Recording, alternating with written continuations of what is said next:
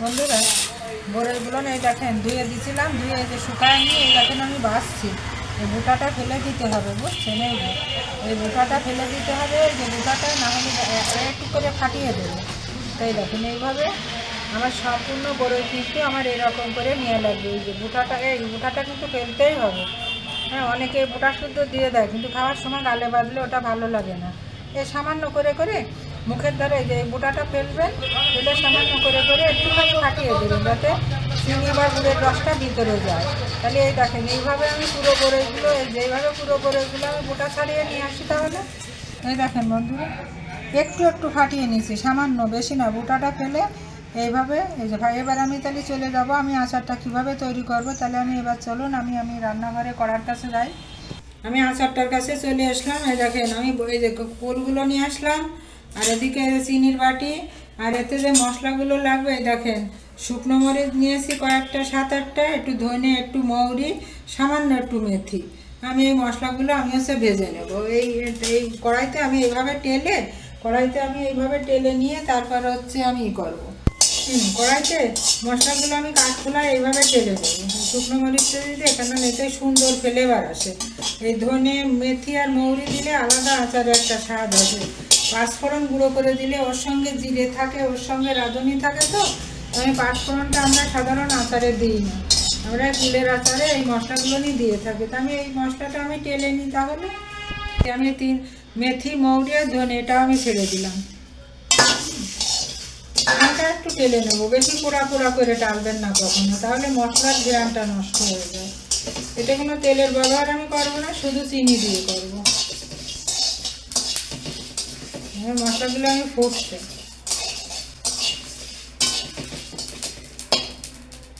এই চটপট করে ফুটে উঠলে আমি নামিয়ে নেবো। আর এই মশলাগুলো আমি পাটাই গুঁড়ো করে নেবো। আমি আঁচটা কমিয়ে দিলাম। এবার আমি কী করবো, দেখেন আমি পাটার উপর এটা আমি নামিয়ে নিলাম শিল পাটার করে। এবার আমি কড়াটা দিই উনুনে। কড়াটা দিয়ে আমার যতটুকু চিনি লাগবে আমি চিনিটা দিয়ে দেবো। চিনিটা আমি দিয়ে দেবো, দিয়ে এর সঙ্গে আমি হালকা একটু ভিনেগার দিয়ে দেবো। হালকা একটু ভিনেগার দিলে এক হচ্ছে আমার চিনিটাও গলে দেওয়ার মধ্যে, আর আমার আচারটাও আমার লাস্টিং করে। আমি হালকা একটুখানি ভিনেগার দেবো।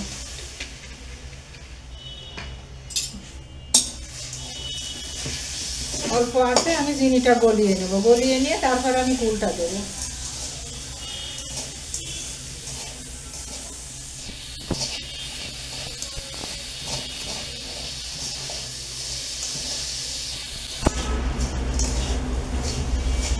এখানে আমার বড়ই চিনিটা গলতে শুরু করে দিয়েছে। আমি এই মুহূর্তে আমি বড়ইটা দিয়ে দেবো। এই যে বড়ইটা আমি দিয়ে দেবো। বড়ইটা দেওয়ার পরে আমি চামচে করে এতে আমি খানিকটা বিট নুন দেবো। এই যে আমি খানিকটা বিট নুন দিলাম, আর একটুখানি এই যে খাওয়ার যে লবণটা আছে এটা আমি একটু দিয়ে দিলাম। আর যদি আমার পরিমাণে লাগে তখন আমি পরে আর একটু স্বাদ অনুযায়ী আমি দিয়ে নেবো। তাহলে এইভাবে আমি নাড়তে নাড়তে চিনিটা গলিয়ে নিয়ে আসি। আর এদিকে আমার মশলাটা আমি পিষি, এদিকে আমার চিনিটা এদিকে গলুক। দেখেন মশলাটা শিল পাটাতেই গুঁড়ো করতে হবে।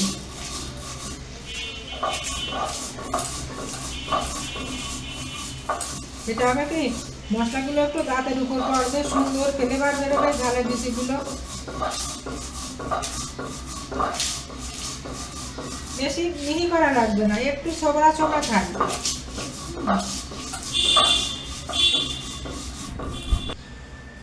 আমি হালকা একটুখানি হলুদ দিয়ে দেবো, হালকা একটুখানি, বেশি দেবেন না। আর শুকনো মরিচ তো আমার অল্প দেওয়া আছে, আর আমি হালকা এই যে 1 চামচ শুকনো মরিচের গুঁড়ো দিয়ে দিলাম। আর কিছু আমি দেবো না, নামানোর সময় মশলা কাটাই আমি দেবো।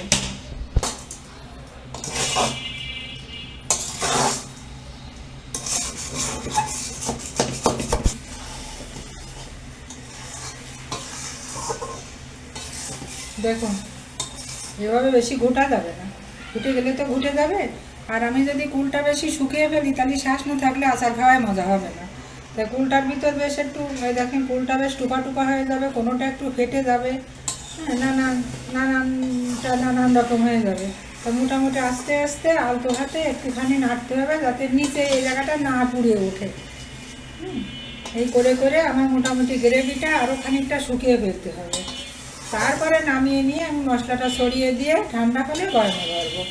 অনেকটা সময় লাগে বন্ধুরা এসব কাজ করতে গেলে, তাড়াহুড়ো করলে এসব কাজ হবে না। চিনিটা যাতে তেতে না উঠে, তিতে না লাগে, সেদিকে খেয়াল রাখতে হবে।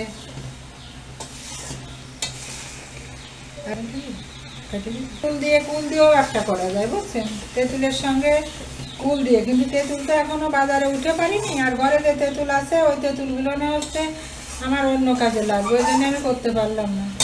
যদি কুল আমার থাকে আমি তেঁতুল দিয়ে কুল দিয়ে রেসিপিও আপনাদের আমি দেখাবো। দেখেন কি সুন্দর ফুটছে, বড়ই অনেকগুলো বড়ই সব গলে গলে যাবে, আঠি বের হয়ে যাবে, কিন্তু খেতে দারুণ লাগবে বন্ধুরা। আমি মশলা কিছুটা দিয়ে দেবো, আর কিছুটা নামানোর সময় দেবো, আর কিছুটা নামিয়ে দেবো। এই দেখুন আচার আমার কমপ্লিট। হ্যাঁ, আচার আমার কমপ্লিট। আমি গ্যাসটা অফ করে দিয়েছি। আবার এই নিচে তেতে পুড়ে উঠলে পরে আমার আচারটা তিতো হয়ে যাবে। এই দেখুন, এবার আমার এই যে ভাজা যে মশলাটা ছিল, এই যে মশলাটা আমি ছড়িয়ে দিলাম, সব মশলাটা ছড়িয়ে দিলাম। তা এখন তো আপনাদের বয়ামের ভরা দেখাতে পারছি না, আমি ঠান্ডা হলে আমি বয়ামে ভরে আপনাদের দেখাবো। বয়ামে সংরক্ষণ করবো সারা বছর, এটার কিন্তু ফ্রিজও লাগবে না। কুল এমন একটা আচার, কুলের এর জন্যই ফ্রিজ লাগে না কিন্তু। তবে চামচ বা হাত যেন জলের হাতে আপনারা না দেবেন, এইটুকু অনুরোধ থাকবে, তাহলে আপনাদের আচার নষ্ট হবে না, সারা বছর খাবেন। দেখুন বন্ধুরা, ঠান্ডা হয়নি, ঠান্ডা হলে তো তুলবো। তা যারা আমার ফেসবুক থেকে দেখছেন, ফেসবুক থেকে আমার পেজটা ফলো দিবেন। যারা ইউটিউব থেকে দেখছেন, তারা আমার ইউটিউব থেকে সাবস্ক্রাইব করে আমার পাশে থাকবেন। আর সাবেকিয়ানা বা এরম ধরনের রেসিপি আপনারা পেতে হলে মাদার্স কিচেন অ্যান্ড ব্লগের সঙ্গেই বা পেজের সঙ্গে চোখ রাখুন। আর আপনারা যেভাবে ভালোবেসে পাশে আসেন, পাশে থাকবেন, আমিও আপনাদের পাশে আছি। সবার জন্য রইল শুভকামনা। এই দেখুন বন্ধুরা, কি সুন্দর আচার করে ফেললাম। এই আচার আমার সারা বছর কেন, আমি আগে আচার করতাম, আমার 1 বছর পার হয়ে আবার কিছুটা দিন চলে যেত। আমার ছেলেরা খুব পছন্দ করতে এই কুলের আচার। আর একরকম করবো হচ্ছে শুকায় নিয়ে হেমানদিস্তায় গুঁড়ো করে চালতে হয়, চালে নিয়ে তারপরে করতে হয়। আর এখন বন্ধুরা গাছ নাই তো, আর বাজারে যে সব সময় এই দেশি কুল পাওয়া যায় না, তা আচারটা কি করব বলেন। দেশি কুলেরই তো এখন অভাব, সব বাজারে ছয়লা হয়ে গেছে। এই যে হাইব্রিড যে কুল বলে এইটা, তো এই একটু বানায় রাখলাম, আপনাদেরও শেয়ার করলাম। আমার ছেলে বৌমাদেরও খাওয়ার জিনিস হয়ে গেল। আমাদের আবার ডাল রান্না করলি আমার এই আচারটা খুব চলে। গতকালকে যেমন আমি টমেটো দিয়ে আর এই বড়ই দিয়ে আমি চাটনি করেছি, এত পছন্দ করে ছেলেরা, কি বলবো। এরকম তাহলে তৈরি হয়ে গেল আমার এই যে টক কুলের আচার, দেশি টক কুলের আচার। এটা আমি চিনি দিয়ে করলাম বন্ধুরা।